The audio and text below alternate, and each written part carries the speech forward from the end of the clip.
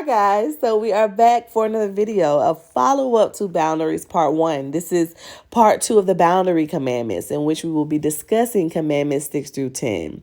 As a refresher, we enforce boundaries as a way of teaching others how to treat us by drawing a line in the sand, and there is no better way to show up for ourselves in this world like enforcing boundaries with those around us.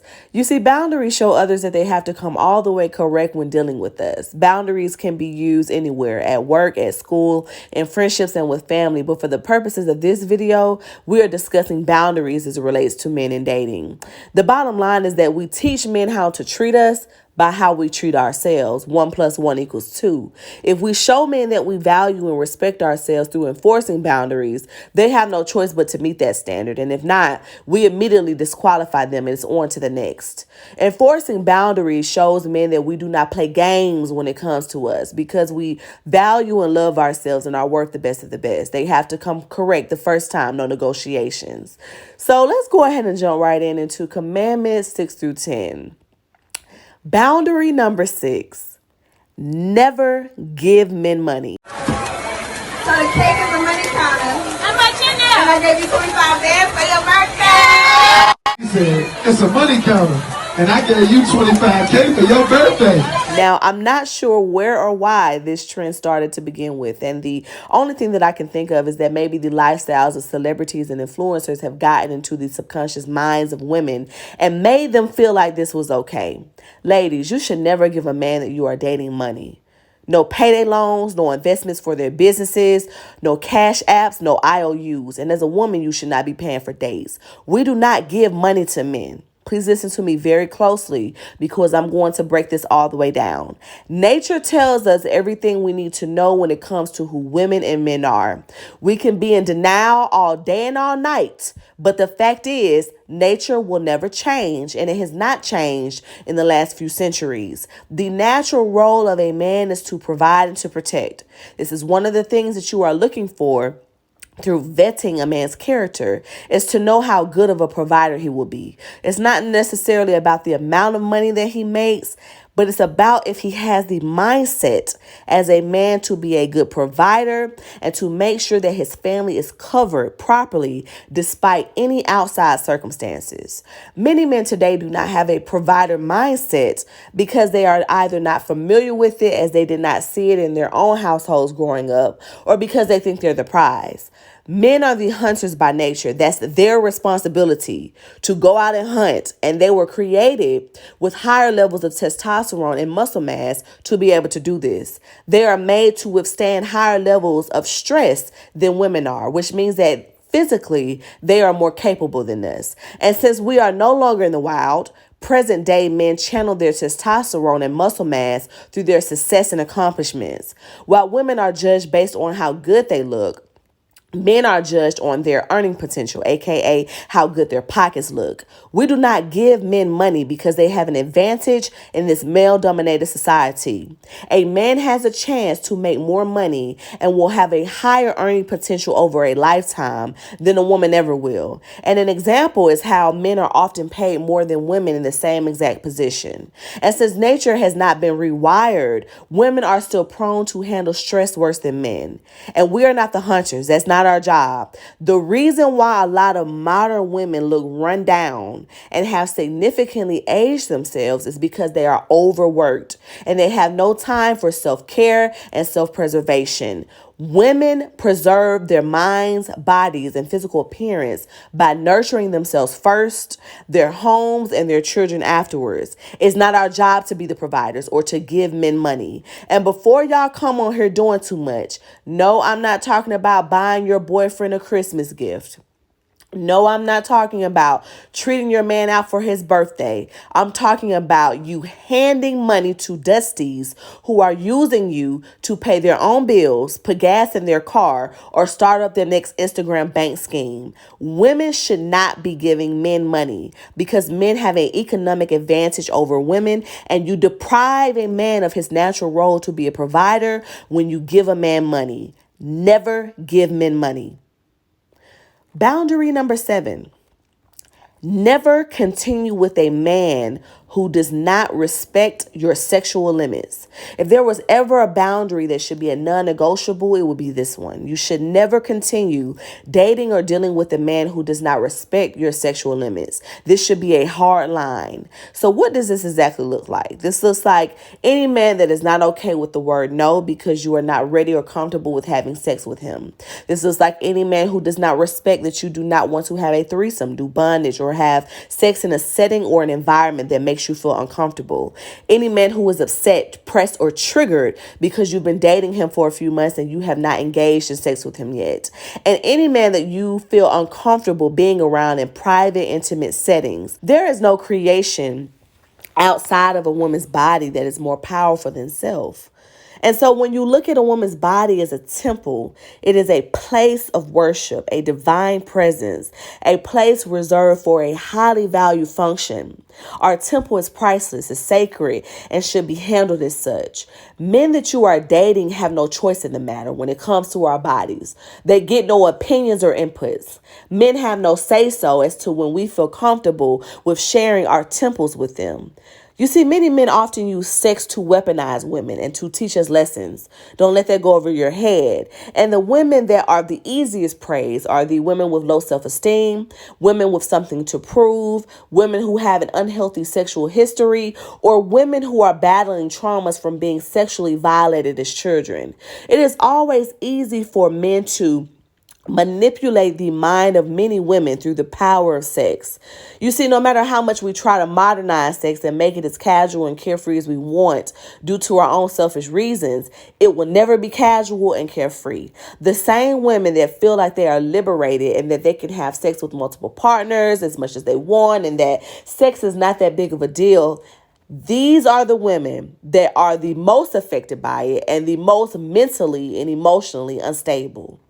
Sex for women and men will never be an even exchange, and women do not mentally nor physically absorb sex in the same way that men do. And so when we share our temples with men who have not proven themselves yet, we take a gamble with the end result because we've allowed a man who we truly do not know to infiltrate our temple, our place of worship, our divine presence, our place of a highly valued function.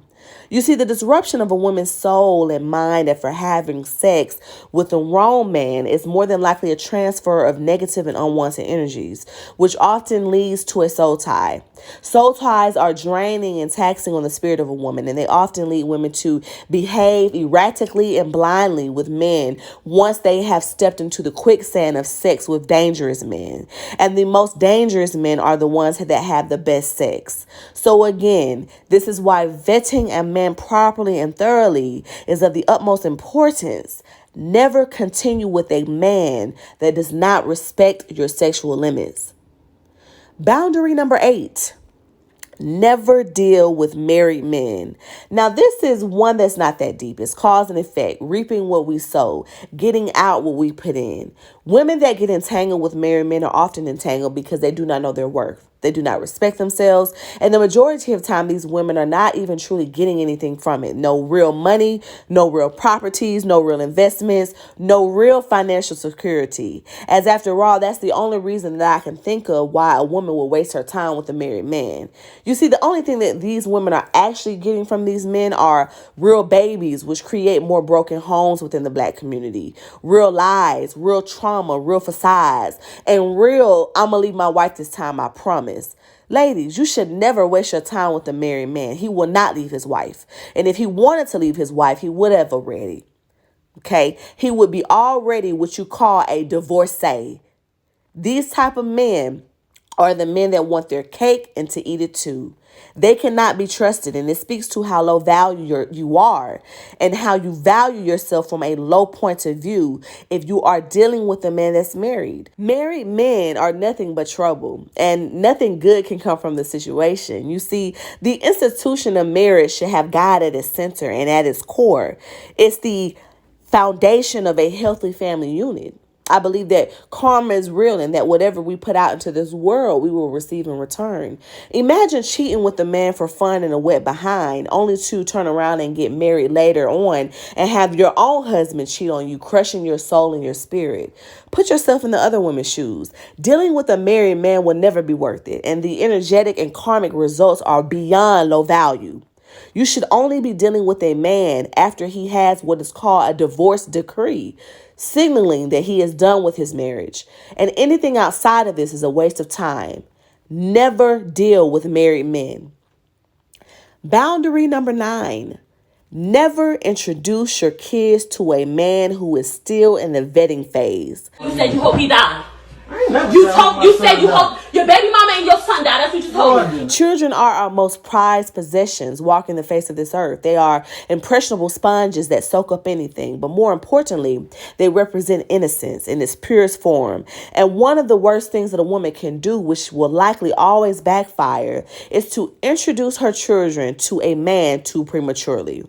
You cannot just sling a child into the arms of a man that you do not know and who has not been properly vetted yet. If you do not even know him, what makes you think your kids will even know who he is? It's your job as their mother to vet the man properly and thoroughly and to figure out who he is in an effort to keep your children safe and from harm's way. And when you do this repeatedly, when a woman continues to introduce man after man to her children without having properly vetted the man first, she is sending a message to the child that she normalizes dysfunction, which further tells the child that this environment is okay. And so her child will grow up normalizing dysfunction, which will be subsequently passed to their kids. And the cycle will continue to repeat itself. This is how we create generational patterns, not curses. It's not a curse. It's a pattern. It's the behavior that we've learned from the adults in our lives that we continue to repeat. We have all seen the stories from domestic violence incidents where the kids are involved, stepfathers and boyfriends being locked up for abusing children or having a hand in the children's missing cases and murders. Having a man will never be this serious, ever. And there is no excuse that you can give me as a woman to normalize introducing your kids to a man that has not been properly and thoroughly vetted. You almost need to be for certain that this is your husband, this is the one, before you ever think about allowing your kids a chance to meet him. And I don't care how much he asks. I don't care how desperate you are for a family unit. I don't care how good the man talks or what he says. If you have not done your due diligence first, the answer is no until you do. During the vetting process, you want to keep an eye out for a man's temperament, to dig into his past histories with women and children, and to gauge his overall ability to be a positive male figure. Because after all, if you two enter into a relationship together, this is who your children will spend a good deal of their time around. And more importantly, this is who your children will learn and obtain their behaviors from. Children are innocents and they should be protected at all costs. Never introduce your kids to a man who is still in the vetting phase. And boundary number 10, never overshare with men. I'm going to say that one more time. Never overshare with men. If you had to take and apply one boundary from part 2 and put it into place and effect immediately, it would be this one. Never overshare with men. Every time Amara introduced a new man on Love and Hip Hop, I cringed. Why? Because I knew that she was going to tell this new man that she literally just met overnight everything. And she wondered why her mother was always side-eyeing these men. Amara literally would meet a man and by sunrise the next morning, he would have already been moved in. When you overshare with men, you're basically handing them a how-to guide for free. Okay? For free. On how to get what they want from you without having to put in any work. Or how to get over on you if they are not the right man. I'll give you an example. Women love dogging out their exes. Some of y'all meet a new man and can't wait to tell this new man how your ex did you, how your ex cheated on you, how he did you so dirty. But what you are not recognizing is that when you tell a new man about how your ex did you in the past, you are basically telling this new man from the horse's mouth how he can do you. You're basically telling him what your limits are, how he can dog you out and cheat on you too. If a man has ragdolled you in the past, the last thing you need to be doing is telling and sharing this to another man. And this goes back to what I said in the Brittany Renner video. Stop telling men everything. They do not need to know everything about you. Your job is to listen to them, to see what they got going on, to ask them questions, because this is how you gather their resume for their interview. As a woman, the man is being interviewed, not the other way around. You need to be listening to what the man has going on. Men are not just asking you questions for their own health. They're asking you questions to get inside of your mind and to know how you think, to know your triggers, and to know how much common sense you have. Again, men are the hunters by nature. This is what they do. This is their job. They chase and catch the prey, aka the women that they want. Some of y'all talk too much. Men do this for sport, for fun. So you got to be ready and you got to be prepared. And since men are trained to hunt, they have become familiar with the tendencies of women in general. And after running across these same tendencies over and over again, they know exactly what to do and what to say in order to get what they want from you. And you help them reach this goal much quicker when you overshare with them, when you talk too much. And since women do not hunt, we do not know the extent of their processes and the true nature of the hunters. We are not men. Therefore, being gullible, easily manipulated, too pliable, and oversharing creates a breeding ground for the wrong hunters to obtain you. How did the girl from TikTok say it? Stand up, okay? Never overshare with men. Men do not need to know everything about you and everything that's running through your mind.